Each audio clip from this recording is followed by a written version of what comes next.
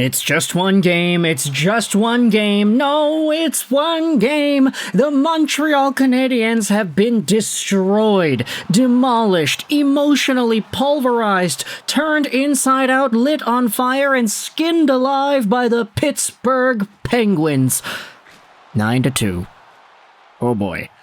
You know, I did not watch the majority of this game. I was out and about, making the rounds, doing what I needed to do on this busy holiday season Thursday evening, but I was getting the notifications on my phone.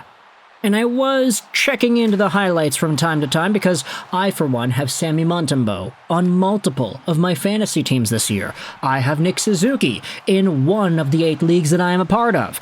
I also have Mike Matheson, which I do think is a bad choice to have now, considering Lane Hudson has kind of taken over that first power play spot. But anyways, of course, as a Canadian secondary fan, I was paying attention to this game against the Pittsburgh Penguins. But my gosh, with every extra notification I was receiving, my mind was just getting more and more beat up. Starting out 1-0, 2 minutes into the Canadiens game against the Pittsburgh Penguins, it's Nick Suzuki. There you go. I get myself a goal and a pretty good start to my Thursday as Nick Suzuki, the captain, is able to capitalize on a beautiful Cole Caulfield takeaway.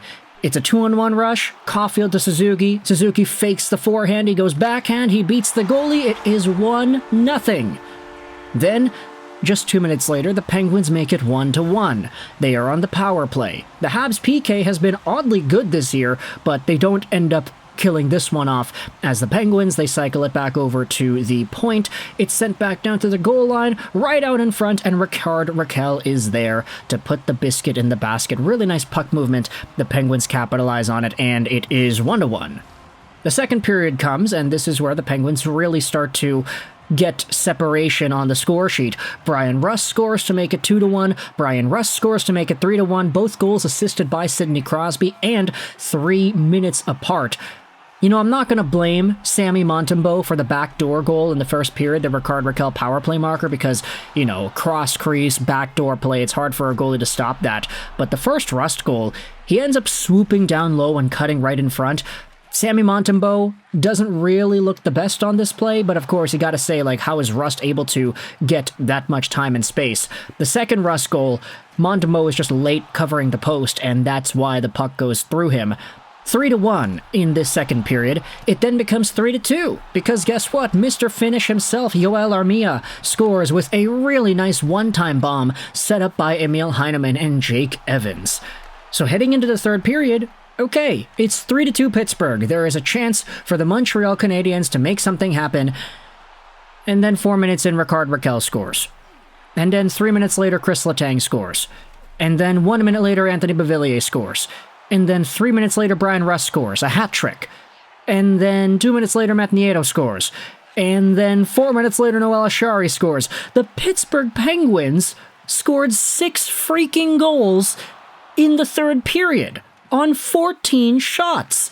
The Pens win this game 9-2. They have 33 shots in total. And you look at the goals that were going in the third period, softies.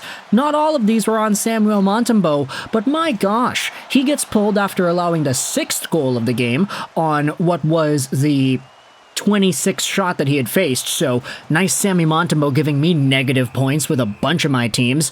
But you take a look at the 3 goals that Cayden Primeau allowed. Cayden Primeau, look at this. He played 11 minutes time on ice. He had 7 shots against, and he had 3 goals against. Cayden Primeau walked in here in the third period, let in 3 goals in 10 minutes, and had a .571 save percentage. And they were all at evens. None of these were special teams at all.